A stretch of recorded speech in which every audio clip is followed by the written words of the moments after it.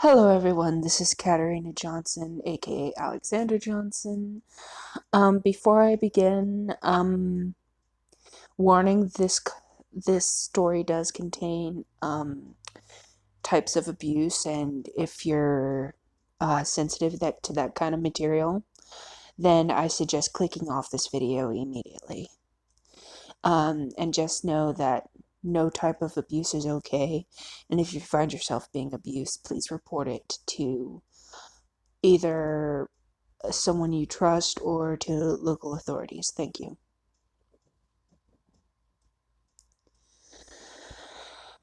In the town of Tucson, Arizona, there was a little girl named Cassandra Green, or Cassie for short. And she was the sweetest, most behaved little 6-year-old girl you've ever did see, with bright blue eyes and strawberry blonde hair. She had the best parents as well that were very kind people. That is, until her pregnant mother died in a car crash along with her baby brother, still inside her mother's womb. Cassie's father wasn't the same after it. His once kind eyes were bitter and cold towards her, and he started drinking. If the poor girl was lucky, he would just pass out or just yell at her and put her down. But more than half the time, he would beat her and blame her for her mother and siblings' death, saying it should have been her that died. But one night, he drank more than his usual amount, and he really wanted her to suffer.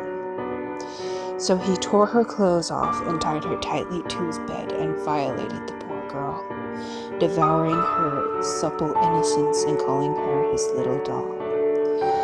When finished, her face was covered in tears and contorted in pain. But he wasn't finished with his drunken torment. Since she was his little doll, he had to make sure she stayed that way. And he grabbed a pair of scissors and slid one of the blades into her mouth and said, "My doll should always smile," before cutting her mouth into a sickening large grin, ignoring her blood-chilling screams, and got her mother's sewing kit from her mom's old drawer, and sewing the cuts and the rest of her mouth with dark black stitches, so that she couldn't scream and it looked like a ragdoll's smile.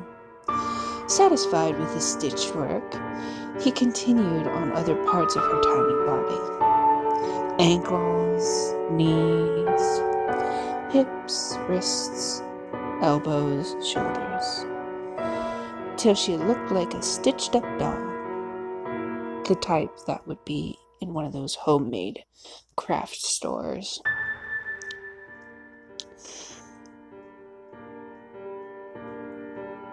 He then decided button eyes would be better than her normal eyes, since her normal eyes looked way too much like her mother's.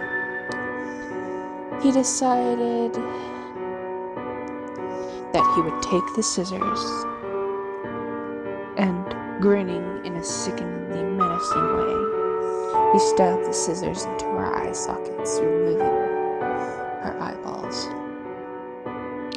and replacing them with beautiful navy blue buttons. At this point, she was barely alive and her breathing was now shallow. To finish her off, he slit all around her throat, killing her and stitching it up. Now, a bit more sober, he cleaned her body, untying it, dressing her in her favorite blue dress, putting her hair into pigtails before burying her body in the backyard, along with a sewing kit and scissors. After that, things became strange for the father in the past week. The lights in the house would flicker on and off. Water would turn on. And he'd sometimes hear little Cassie's voice.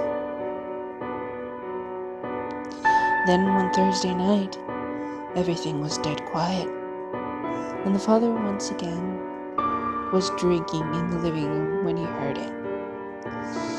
"Daddy, why did you kill me?" He looked around, his blood running cold. He must have been hearing things right. This was not the case, and he froze in horror as he spotted a dark silhouette of his daughter in the hallway. "Cassie, is that you, baby doll?" he stammered, terrified. The figure giggled in a seemingly playful manner and spoke in a slightly hoarse voice. "Yes, Daddy. I came back to play your game again. I lost last time, but now I think I know how to play," she said, holding up the scissors he had buried her with, which were rusted and covered in her dried blood. Terrified, he started to run, only to scream in pain as the scissors were stabbed into his leg and removed as the dirty and tiny, sickly-looking stitched girl in the dirty blue dress crawled over him. The stitches keeping her lips together were removed and replaced with dark blood-red stitches on each lip, so she could speak. Her normal smile made even more bone-chilling with the stitches in her face. "You lose the game, Daddy. Say hi and thank you to the devil for me. Snip, snip, here we go." Cassie giggles, opening her mouth so wide. The stitches holding the severed pieces of her elongated smile ripped, showing 2 rows of shark-like teeth. As she lunged, biting his throat and ripping it out, blood spraying as she watched in glee as her former father choked on his own blood and the life leaving his eyes. She fixed her stitches and sewed green button eyes into his and carved a smile into his face, stitching it up like he did to her. As she stood up, she heard the faint sounds of static and then spotted a tall, white, lanky figure with no face and a black business suit that stood beside her and gently took her hand as they walked out of the house and into the forest, vanishing into the night. To this day, here and there, she haunts families and kills the fathers and older males and makes the younger girls and boys just like her. So when you're laying in bed and hear the sound, snip, snip, it's already too late.